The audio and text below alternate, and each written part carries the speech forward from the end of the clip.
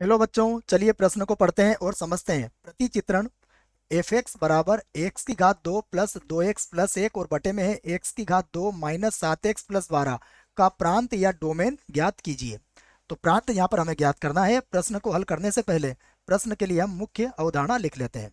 तो प्रश्न की मुख्य अवधारणा जिसकी सहायता से हम इस प्रश्न को हल करेंगे। तो मुख्य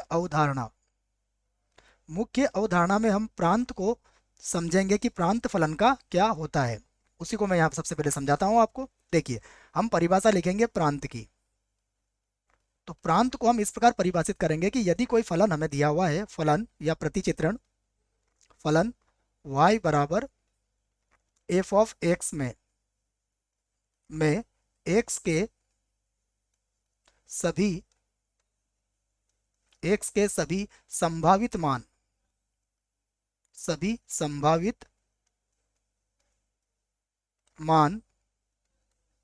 क्या होते हैं? प्रांत कहलाते हैं। सभी संभावित मान प्रांत कहलाता है। यह परिभाषा है प्रांत की कि हमें कोई फलन दिया हुआ है y बराबर एफ ऑफ एक्स, तो इसमें x के जितने भी संभावित मान होंगे वह सभी क्या कहलाएंगे? प्रांत कहलाएंगे।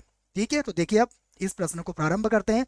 हमें फलन किस रूप में दिया है? तो हमें दिया गया फलन है, हम लिख लेते हैं दिया है।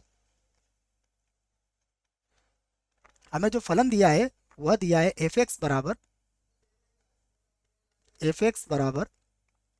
एक्स की घात 2 प्लस का 2x और प्लस का 1, और यहाँ बटे में है एक्स की घात 2 माइनस का 7x और प्लस का 12। यह हमें फलन दिया गया है। अब आप देखिए, इस फलन में x का मान अगर हम ज्ञात करें तो x का कोई भी मान ही ग्रहण कर सकता है। बस हमें x के वह मान देखना है जहां पर यह अपरिभाषित हो जाए। तो देखो, यदि बटे में 0 आ जाएगा अर्थात x square minus 7x plus 12, यदि इसका मान 0 हो जाएगा तो फिर इसका मान हम प्राप्त नहीं कर पाएंगे, एफ ऑफ एक्स का मान अनंत हो जाएगा। तो इसलिए हम क्या करेंगे, सबसे पहले वह मान निकालेंगे जिससे कि x square minus 7x plus 12 का मान किसके बराबर हो? 0 के बराबर हो। तो पहले मैं x square minus 7x plus 12 बराबर 0 करके एक्स के संभावित मानों को ज्ञात करता हूं। तो अब हम क्या ज्ञात करेंगे? एक्स स्क्वायर माइनस का 7x प्लस 12 बराबर 0। उस स्थिति में हम फिर आगे इसका प्रांत लिखेंगे। तो देखो, हम इसके गुणनखंड करते हैं। तो एक्स स्क्वायर माइनस का हो जाएगा 4x माइनस का 3x प्लस के 12 बराबर 0। यहाँ से हम x को कॉमन ले लेते हैं, तो ये होगा x माइनस 4।